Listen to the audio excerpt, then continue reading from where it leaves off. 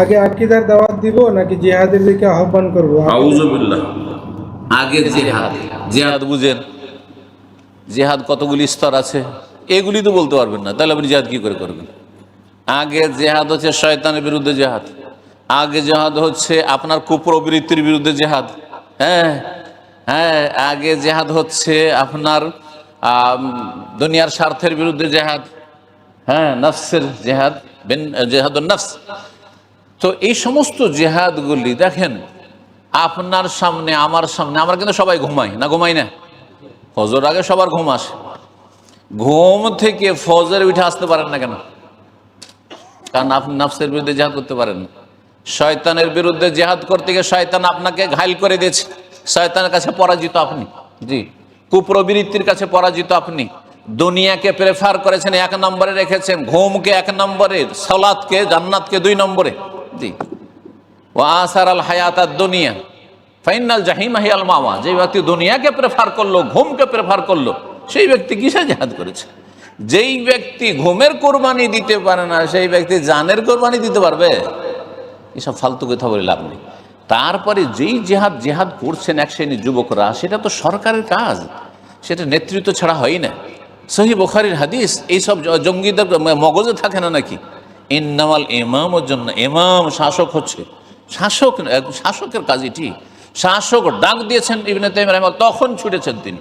শাসকের আগে বেড়ে আবু বকর সিদ্দিকের আমলে ওমর একা একা কথা এগুলো করে বেড়েছেন নাকি?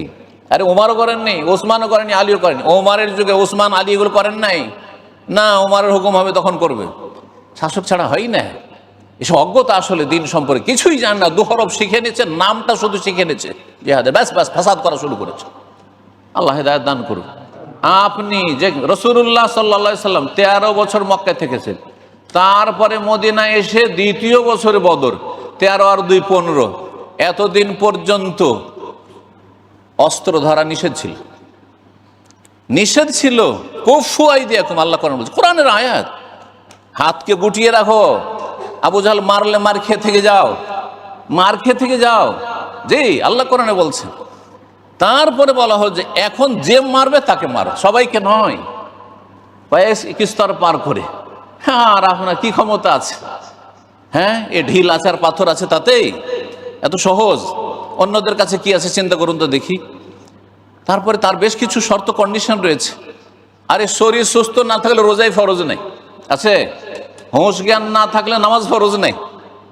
তো নামাজের জন্য শর্ত আছে, আর তারপরে রোজার জন্য শর্ত আছে। জাকাত, টাকা নেই জাকাত নেই, টাকা নেই হজ নেই, ওমরা নেই, এগুলোর জন্য শর্ত আছে। আর জিহাদের শর্ত নেই। এইসব জেহালত, অজ্ঞতা এসব যুবকদের, আল্লাহ যেন সঠিক বুঝ দান করেন।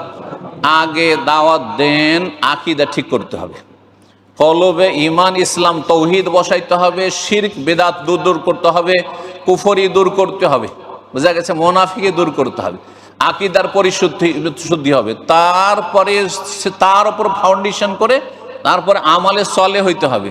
এই আমালে সলে পরে তখন দাওয়াত দেওয়া শুরু করবেন।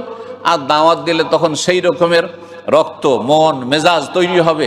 আর তারপরে সৎ নেতৃত্ব আসবে, সৎ নেতৃত্ব তখন ডাকবে যে চলো, তখন যাবেন, আপনি যাওয়ার জন্য প্রস্তুত থাকবেন। এটা হচ্ছে ইসলাম। জি।